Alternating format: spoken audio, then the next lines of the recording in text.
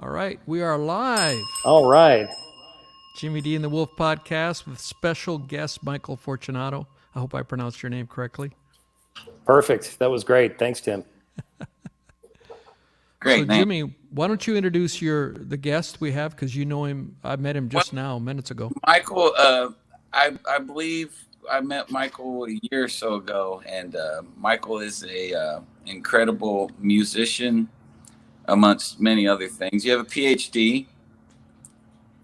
I'm correct, right? It's true. Yes. And he's just a brilliant guy, forward-thinking guy, and we met through music, like I've met most of my favorite people. You know, music's been this great vehicle to meet cool people that you never would have met. And we just hit it off big time, like fast friends. You know, it's kind of like we just right off the bat, we're very like-minded people. He's a forward thinker and big picture kind of guy. And what's some other stuff? He's kind of like us. He's got 10,000 logs in the fire at any given time. So it's easier for him to explain what he's doing than for me to. Well, this summer, that's definitely been the case. I mean, it's incredible. And I know, and Jimmy, thank you so much. I could say all the same wonderful things about you being a forward thinker and a real community builder, you know, and that's one thing. That is one torch that I wish more people picked up these days. And a real opportunity, I think, for people in the music community. You know, I think when people see themselves as being leaders in the music community, they think, oh, that means I'm a leader within the music community. They don't often see themselves as being a leader of something bigger, you know, the community more broadly. And how musicians can engage in all sorts of different ways that can benefit local life, which is great. But it's really funny. I mean, right now, wow, 2020. It's like all the stuff that didn't happen in 2020. Everybody had a big conspiracy, and they said, let's figure out how to squeeze it all into a 12-week period over the summer, and that's basically what's been going on. So I feel like every gig I didn't play last year, every job I didn't get in my day job, I didn't, it's all every single thing like just green lighted at the same time, and it's like. Wow! Until maybe mid-August, when I think I can at least take a breather a little bit. So I don't know how it's been for you both, but wild and exciting here. Yeah. Yeah, music's definitely slamming right now, man. It's there have been forecasts that were made that I read even in 2020 when we were still in the midst of the lockdown situation, and there were some people were saying it's Armageddon and we're never going to come out of this and woe is us, and I remember a few prognosticators that said you just wait, the demand is going to be so pent up, and they pointed to after the last pandemic in 1918, the Spanish flu. And what came after that was probably the most rambunctious decade we've had in this country, the Roaring '20s. And of course, there was a world war involved in that ended, so that might have contributed to it as well. But still, the demand was pent up, and unfortunately, it ended in a bit of what's the term, a little bit over zealous exuberance with the crash in '29. But hopefully, we will avoid that. And I think that's been borne out by the demand. And I read an article in Billboard that said that demand for live music is just, they have metrics based on how many people haven't been to a show in 2 years and how many of them are now wanting to go to a show. So they have metrics of measuring, non-frequent concert goers, things like that. They analyze it, and they're saying that demand is way up. So yeah, it's a very exciting time to be a musician. Absolutely. And the interpersonal reactions, like I've noticed since the lockdowns ended, that go to play places where I don't even know anybody and people I've never seen in my life, like hugging me and stuff like that. And they're like, absolutely. Oh yeah. So great. And I didn't realize how bad, like I needed some music. And I love you, man. Like that kind of stuff. That didn't really happen before the lockdown. Right. It's amazing. It's like, people want to, it's almost like they just want to open up in new ways with music. Yeah, I was kind of, I was really pleasantly surprised because we were, I was playing a show. I was playing a show with the famous Noel the other night. We were playing down in Madison, Indiana, and she started talking about. It's just like sort of like the banter kind of turned really serious all of a sudden. We were talking about how meaningful music is in these times, and getting through, especially when you're getting through hardship. And at first I was sort of like, what are you doing? This is supposed to be a happy show. No, I mean, people were like ready for that message. They were ready to let go of some things. They were ready to talk about some things. They were ready to hear, music that was, kind of overt about going through pain and healing and recovering from it. And I was just like, wow, this has been an incredibly emotionally powerful year after an incredibly emotionally powerful year for different reasons. Yeah. Yeah. It's amazing. So I'm glad you're getting that kind of response from your crowds, Jimmy. That's awesome. People are, we all take it for granted, including myself before the lockdown. I was that guy, there were nights where I'd be like, man, I gotta go play this show. It's my 6th gig this week. You know what I'm saying? and then bam, I didn't have any. And it was like, dude, I would pay people to sit in a room with me right now and listen to me play music. Because I found out, like, I started doing the lives, and I found out pretty quickly that you don't get that reciprocity. The energy is not and cannot be the same. As as a musician, the live thing is where it's at, because they kind of pull you to certain places that the energy of the crowd itself does. And you just can't, if you're by yourself, it's like you can't get there from here, sort of thing. And so I was doing the lives every night, man. I did them every night for like 3 months.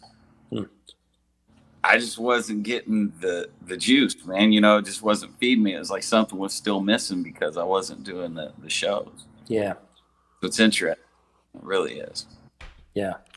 So that, talking about music, that leads me to one of the topics that I wanted to focus on with this podcast, which is the Madison Music Movement, or M3, which is something that we have going on here, that we're partnered together. There's a board of incredible people here in Madison, Indiana, making this thing happen.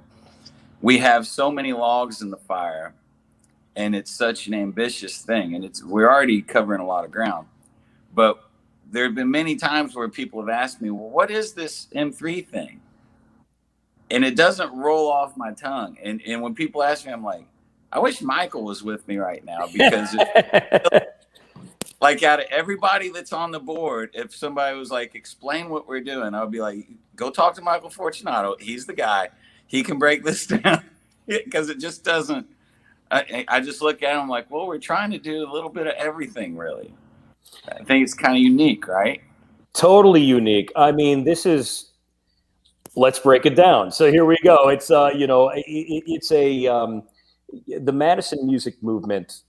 I'll start out from a personal kind of a, angle here, because I mean, to me, this is the kind of organization I've always wanted to be a part of, because it is the combination. It's what happens when music, community development, and economic development get together. Wow, and nice. So, yeah, it's a really, it's at this nexus where, we recognize that there is a space where you can act on all three without having to separate them. And essentially, music is already a community building activity already. I mean, musicians form communities very, very naturally. And they create a sense of community in the audiences that they serve, I think, very readily and very easily. In my day job, I do a lot of community development work. A lot of that has to do with, a lot of it has to do with local leadership and how to better engage the community around you, especially with, local leaders and how they actually reach out to communities and think about pulling publics in. Being a musician, I mean, it's still my inspiration for how to train others to do this kind of work. I mean, musicians are natural collaborators. They understand how to, I don't want to get too far afield. I'm going to bring this all back, but they understand how to, how to respect each other's differences while also forming an identity, a collective identity, and also getting better together. Oh, I like that. If you better together, that's awesome. They get better together. Now, here's the interesting thing. If you look at the research on engagement, and this could be engagement with anything from, I've heard it from everything from what keeps kids in school from dropping out, all the way down to like what keeps people playing violent video games. No joke. It's called the ABCs of engagement: autonomy, belonging, competence. You say all three, you have a really engaged community, a really engaged bunch of people that want to commit to something bigger than themselves. And what we're doing now, I'm going to bring it all back. What we're doing through M3 is we're doing that using music as a vehicle. It's a way of basically saying that music can provide the opportunity to bring people together and give them a broader sense of the community, and also to open up opportunities for them that might be social in nature, musical in nature, or economic in nature, or all three. So it's really just a way of opening up opportunity. We're trying to find ways to get, and we have this radically like non-competitive, like, get your tuchus in here and start something kind of an attitude, there's no, we are hungry for more venues. We're hungry for more musicians. We're hungry for more, studios and production companies and anything that we could start in a town of 12,900 people, which I think to a lot of people, they say that they take a look at the size of our town and they say, well, that's crazy. If you compare that to Nashville, which has a real industry, how are you going to, create anything that even comes close? And the answer is we're going to do it organically. We're not trying to be Nashville. We're not trying to be Austin. But we sure have an awful lot to offer. Absolutely. Yeah. And so this is where I think, it's just for me as somebody who does community development in the daytime and does music in the nighttime, and does a lot of economic and entrepreneurial stuff too. I mean, it's like, this is like the perfect combination of everything. It's an amazing organization to be part of. Well, as someone who came to Madison, Indiana for the very first time within the last 2 years and didn't really know anything about it, except for Jimmy, this is my hometown and I love my hometown and saying great things about it. I had my first reaction was, how can there be all of this going on in a community that is only 12, 13,000 people? Yeah. And I've come to the conclusion, because it doesn't make sense unless you think about, and Jimmy has told me that in the greater region or county, or I don't know how you look at it, it's more like 40 or 50,000 people that Madison actually serves. Yeah. So otherwise, it makes no sense. I mean, like Jimmy said, one weekend he counted, just a random weekend, he counted there were a dozen venues with live music going on any one specific night. That's not a 12,000 population town that has that. Yeah. So you've got a very vibrant music community. I mean, you're punching way above your weight. Whether you say 12,000 or 40, 50,000, it's still quite impressive. Yeah.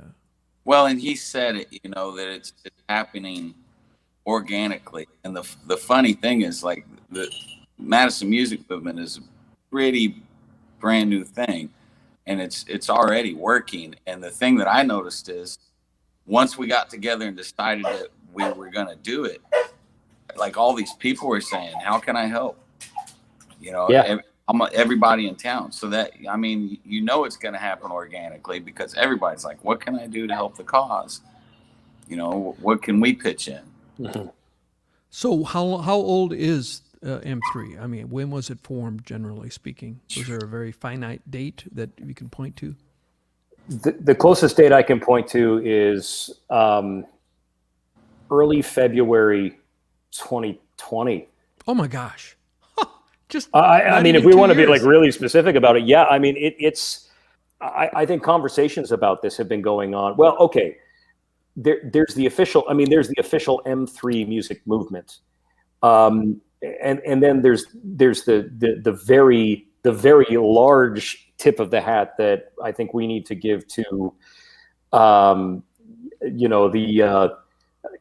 OGs, as I like to call them. I mean, these are the folks that have been making Madison music what it is today. I mean, one of them is on this podcast right now, Jimmy Davis. I mean, we have to really, I think, acknowledge also that this isn't a movement that just sprung up out of nowhere at all. This is something that has been going on for a very long time. Madison has a long cultural legacy of community-minded musicians that are passionate about what they do. They care about the broader community, and they embrace this sort of radical kind of like, kindness and inclusive spirit that is, to me, very uncommon. I mean, I've lived all over the country and some internationally too, and I still to see something like that so broadly. It's such a common cultural feature with people. It's really strange. It's very unusual. Again, especially in a town the size that it is. Well, it's amazing. I can't count how many times something has happened. And somebody's in a car accident, or somebody gets sick, or some kind of tragic event, and people say, we should put on a benefit for this person, because like all the musicians in this town are so like intertwined and all love each other so much. That has gotten so super easy to do. And I've done a million of them that now it's to the point that like something happens. It's like, everybody knows we're going to do a benefit for, whatever this looks like, we're going to do a benefit. And everybody just pitches in, and everybody donates their time, and it's not hard for us to raise, piles of money to help people, which is amazing, because that only happens because of such a sense of community with all the musicians. And not just, it's like interchangeable parts with any of the bands too. There's never that sense of, so-and-so's bass player went and did this show. It's all interchangeable. Yeah. No matter how you boil it down, everybody is close, and there's just a real sense of family. Mm-hmm. That's the part I love about it the most. Oh yeah, absolutely. Are there any communities that you view as kind of a model for what you want to accomplish, or? Yeah, I think there's a few that are very interesting. I'm sitting in one right now. Believe it or not. So I'm actually chiming in from Santa Rosa, California, which is a place that I lived prior to moving to Madison, and prior to sort of relocating operations out there. Santa Rosa was really, I really have to honor this place. I mean, it was some of the most exciting years I think I've ever spent as a musician, and a lot of it had to do with some of the really bad things that happened to this community while I was living here. Almost as soon as I moved here, we experienced the Tubbs Fire of 2017, which was a catastrophic forest fire that wiped out major sections of Northern California. In the city of Santa Rosa, it actually destroyed over 5,000 structures, leaving thousands of people homeless. And creating untold property damage. Some of the most major cultural landmarks that really define this place, just were absolutely taken out. One of the examples was that. A major local landmark hotels, but then also a lot of people don't know this is Snoopy's hometown. This is where Charles Schultz lived. And of course, Charles Schultz hasn't been with us for some years, but I believe his ancestral home was taken out, and there was a whole, a lot of the community's cultural assets burned to the ground, as did a lot of the natural environment. And when I came here, I was working on on an idea called the Music Foundry, which was it was like a music entrepreneurship incubator idea, which was not common. And we were all ready to go. And then this catastrophic fire happened, which really, but I had been coming up here. I never pulled my instruments out of the case. Never even once pulled the instruments out of the case until after the fires occurred. And all these musicians that were hanging around basically said, what can we do? And they all got together. They started to play together. I met more people in fewer times and made more friends here than I can practically count. And these are still very influential and very important people into my life today. I'm out here because I'm helping one of them move to Madison now. Isn't that crazy? So it's actually, we're, it's not a California takeover, don't worry, but it's something that I think I think these share something very, very important. Other ones that I've seen that have been really great, I look at Denton, Texas, as a great example, and the difference between I call it big D and little d. You got Dallas and you got Denton. Dallas is they're trying to become a music city too. Very big, and very kind of, more of a big investment model, larger clubs, big acts from major cities, things like that.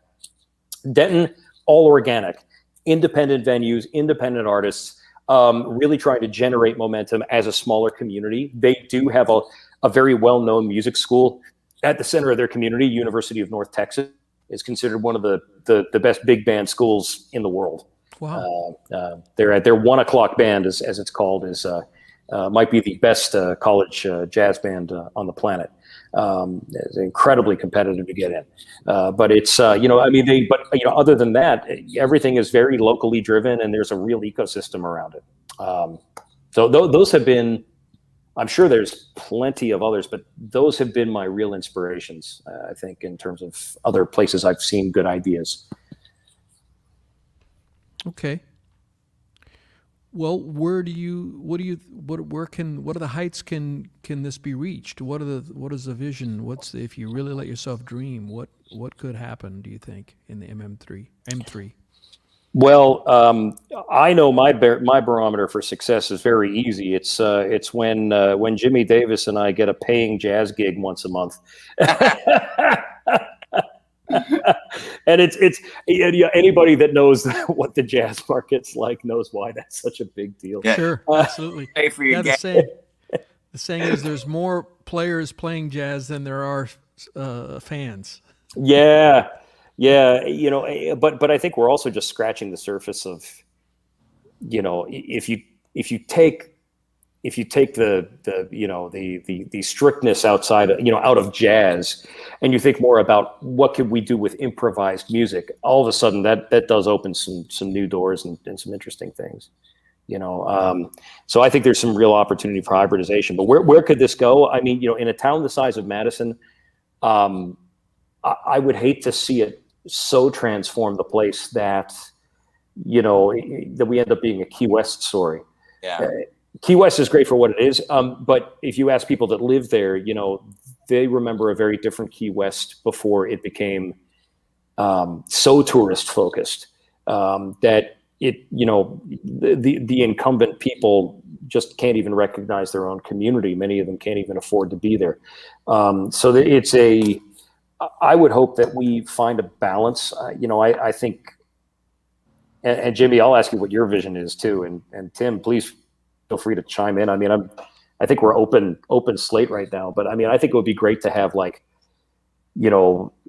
12 full-time and an additional 12 part-time who's pumping out local tunes. I think it would be great to see an artist ecosystem emerge where we actually have a social infrastructure behind music. That means songwriter workshops, artist housing, places for, I would love to see spaces within Madison, and maybe even in some of the places around Madison, being transformed by the arts community, and actually having, places where you could have artist collectives, you could actually have, places that are where they're actually doing the community transformation, along with the rest of the broader community. That's and a once a month jazz gig. I'm telling you, that's the cherry on top. Well, I don't know. Beyond that, I'm not sure. I have no idea. And it's like early on when, like, I always, not to be a pessimist, but I always think about FMA's failure mode analysis. How can it go wrong? And Todd Boone asked, very, very early on in discussions, he said, well, what could stop it? And I'm like, well, right. So let's think about how can it fail? What's the worst thing that could happen? He's like, what do you think is the worst thing that could happen? So the worst thing that could happen is that it's not Madison anymore. And you just said it, that it turns into some kind of really, just uber touristy thing that loses the small town vibe. We don't want it to be Gatlinburg. Right. And so it has to happen organically. But I'm with you, man. And, one of the big things to me, and it's so hard to like explain this when people ask about what's the goal with M3. And I always think ease of use for creatives. Yeah. Songwriters, if it's not going to take long for that word to get out when songwriters say, hey, there's this little town in southern Indiana. First off, it's freaking beautiful. Secondly, everybody loves music. There's a lot of musicians there. Housing is affordable. They have, healthcare is in place for us, and that's a long putt, I know. But then they have all these venues. We're working enough to get by. And most musicians, all they need to do is get by. As you know, we're all wired that way.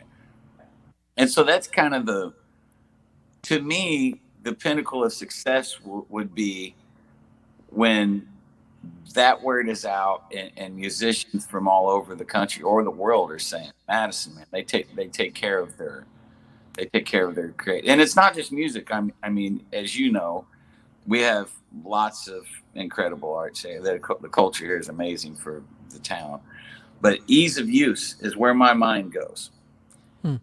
We take care of the musicians and they will take care of the rest. I love that. That's an incredible vision, because it's not, I think if the vision is too specific and not focused enough around the people behind,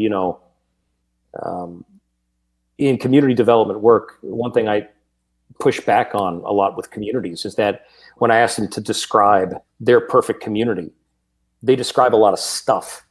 They're talking about, oh, well, when we get this amenity and this amenity and this amenity and this amenity.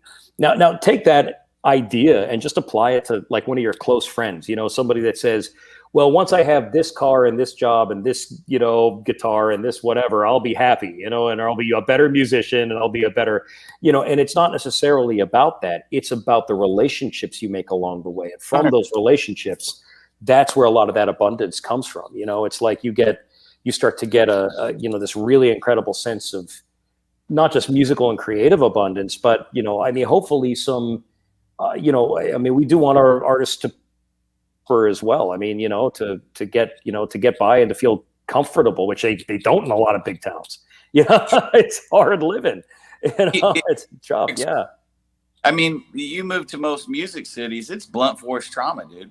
If you're a songwriter, you go to Nashville or New York or LA, you're going to be eating ramen noodles for the first few years that you get there, and I think that if we can make it a little bit easier on them than that. And it's funny because my mind always goes back to this.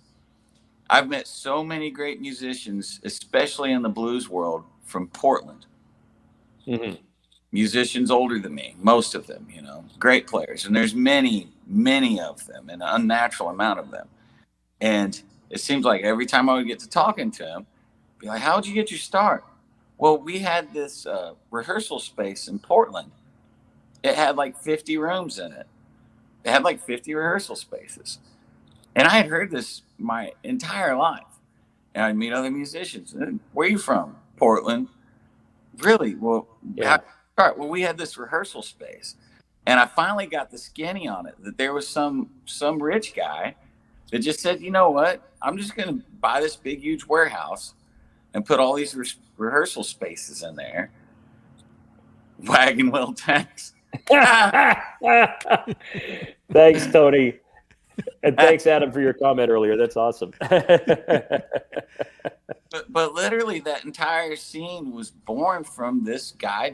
He just put a warehouse there with all these rehearsal spaces. And you know what happened after that. It all happened organically. Some of them became engineers. Some of them became musicians. Some of them became, stage hands or whatever. Some of them became booking agents. They developed an entire ecosystem because this guy bought a warehouse and said, "Oh, it's all for music, whole thing."